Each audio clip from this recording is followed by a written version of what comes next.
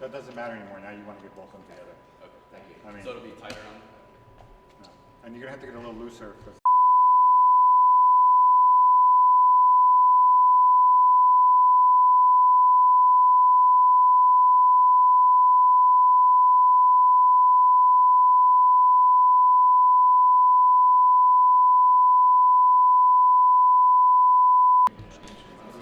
so it's going to be like this and then the other guy. So you're going to be able to tweak it.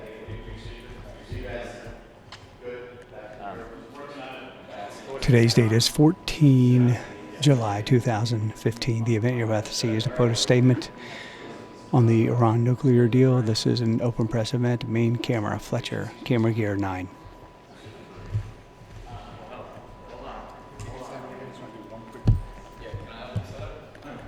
And this takes place in the Cross Halls.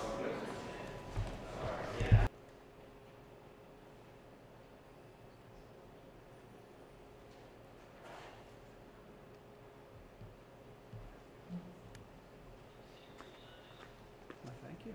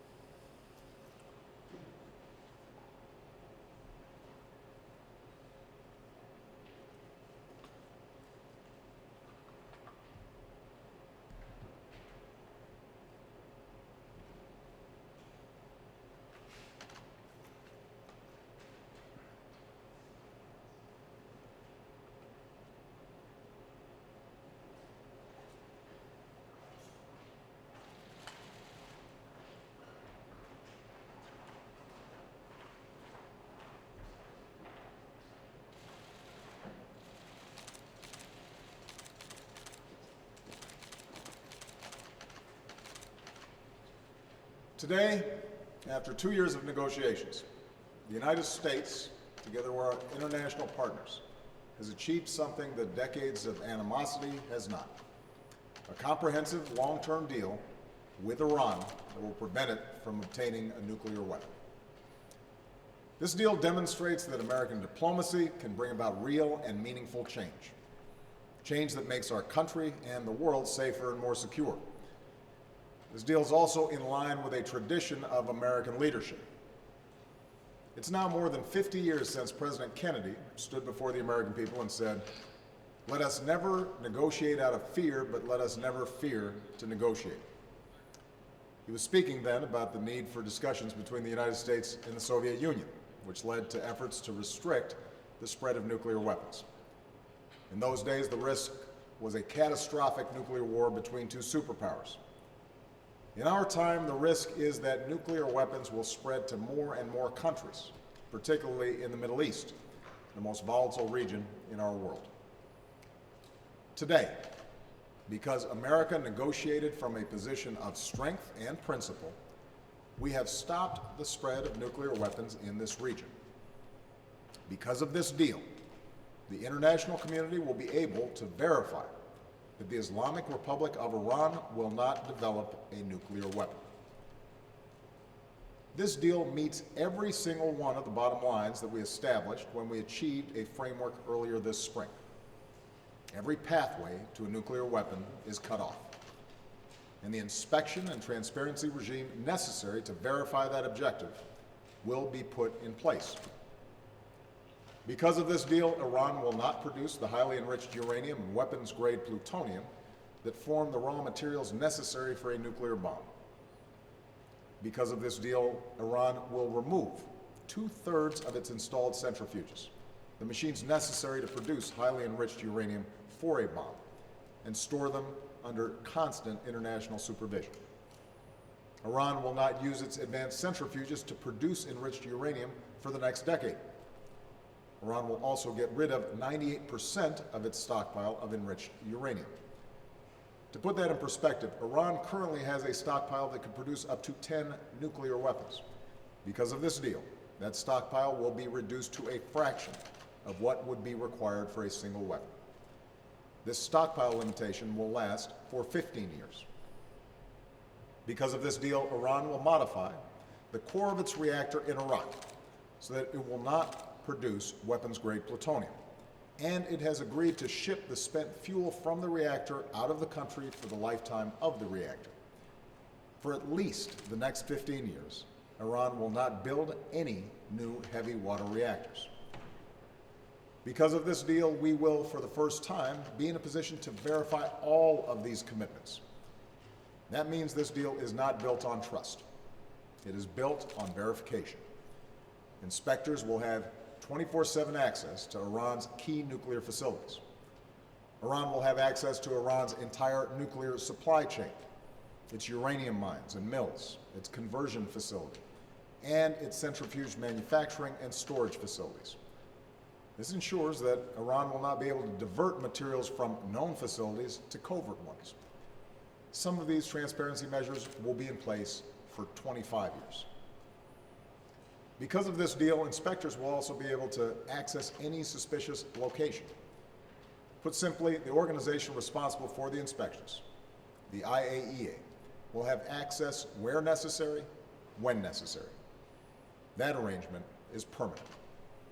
And the IAEA has also reached an agreement with Iran to get access that it needs to complete its investigation into the possible military dimensions of Iran's past nuclear research. Finally, Iran is permanently prohibited from pursuing a nuclear weapon under the Nuclear Non-Proliferation Treaty, which provided the basis for the international community's efforts to apply pressure on Iran. As Iran takes steps to implement this deal, it will receive relief from the sanctions that we put in place because of Iran's nuclear program, both America's own sanctions and sanctions imposed by the United Nations Security Council. This relief will be phased in. Iran must complete key nuclear steps before it begins to receive new sanctions relief. And over the course of the next decade, Iran must abide by the deal before additional sanctions are lifted, including 5 years for restrictions related to arms and 8 years for restrictions related to ballistic missiles. All of this will be memorialized and endorsed in a new United Nations Security Council resolution. And if Iran violates the deal, all these sanctions will snap back into place. So there's a very clear incentive for Iran to follow through, and there are very real consequences for a violation. That's the deal. It has the full backing of the international community. Congress will now have an opportunity to review the details, and my administration stands ready to provide extensive briefings on how this will move forward. As the American people and Congress review the deal, it will be important to consider the alternative. Consider what happens in a world without this deal. Without this deal, there is no scenario where the world joins us in sanctioning Iran until it completely dismantles its nuclear program. Nothing we know about the Iranian government suggests that it would simply capitulate under that kind of pressure, and the world would not support an effort to permanently sanction Iran into submission. We put sanctions in place to get a diplomatic resolution, and that is what we have done. Without this deal, there would be no agreed-upon limitations for the Iranian nuclear program. Iran could produce, operate, and test more and more centrifuges. Iran could fuel a reactor capable of producing plutonium for a bomb, and we would not have any of the inspections that allow us to detect a covert nuclear weapons program. In other words, no deal means no lasting constraints on Iran's nuclear program. Such a scenario would make it more likely that other countries in the region would feel compelled to pursue their own nuclear programs, threatening a nuclear arms race in the most volatile region of the world. It would also present the United States with fewer and less effective options to prevent Iran from obtaining a nuclear weapon. I've been President and Commander-in-Chief for over 6 years now. Time and again, I have faced decisions about whether or not to use military force. It's the gravest decision that any president has to make. Many times, in multiple countries, I have decided to use force. And I will never hesitate to do so when it is in our national security interest. I strongly believe that our national security interest now depends upon preventing Iran from obtaining a nuclear weapon, which means that without a diplomatic resolution, either I or a future U.S. president would face a decision about whether or not to allow Iran to obtain a nuclear weapon or whether to use our military to stop it. Put simply, no deal means a greater chance of more war in the Middle East. Moreover, we give nothing up by testing whether or not this problem can be solved peacefully. If, in a worst-case scenario, Iran violates the deal, the same options that are available to me today will be available to any U.S. president in the future. And I have no doubt that 10 or 15 years from now, the person who holds this office will be in a far stronger position, with Iran further away from a weapon, and with the inspections and transparency that allow us to monitor the Iranian program. For this reason, I believe it would be irresponsible to walk away from this deal.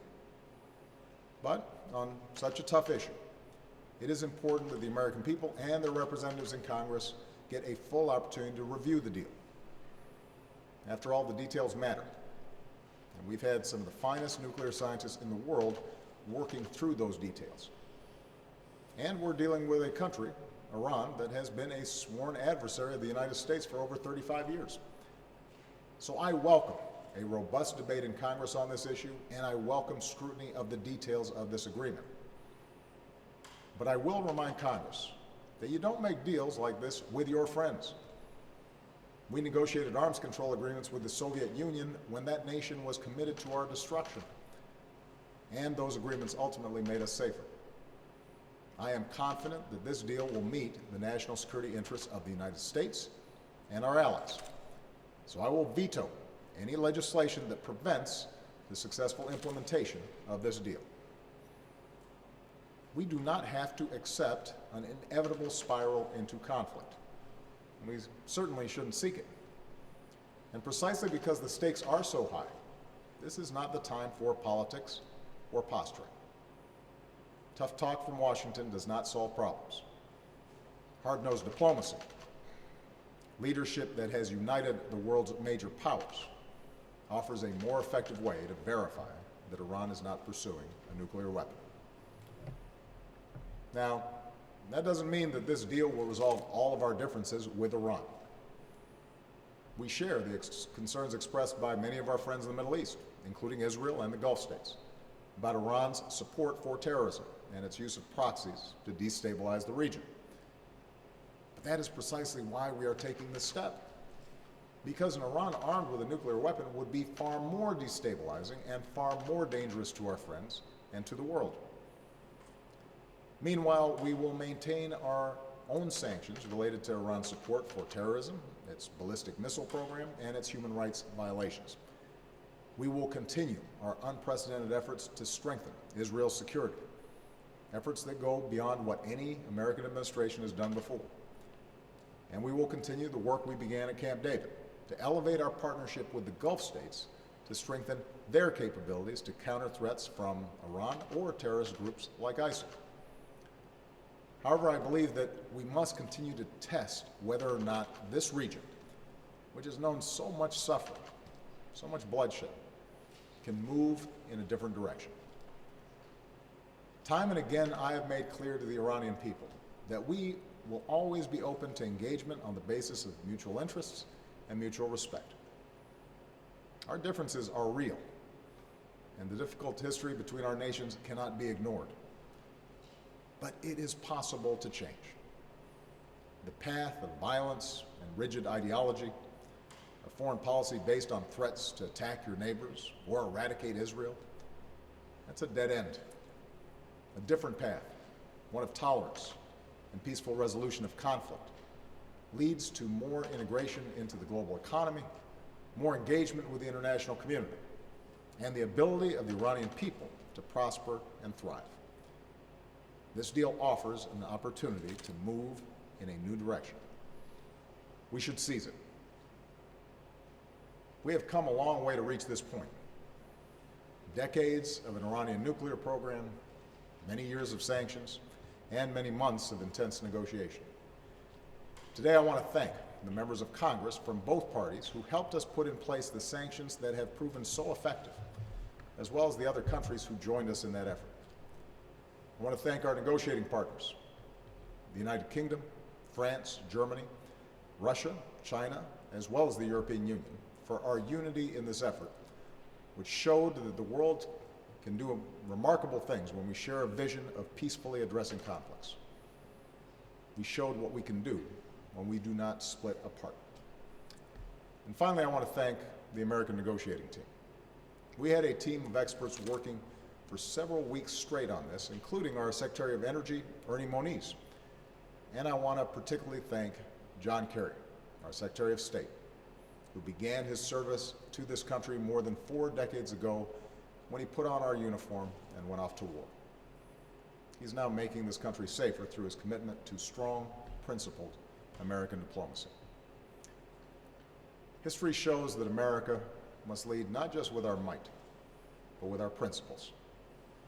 It shows we are stronger not when we are alone, but when we bring the world together. Today's announcement marks one more chapter in this pursuit of a safer and more helpful, more hopeful world. Thank you. God bless you, and God bless the United States of America.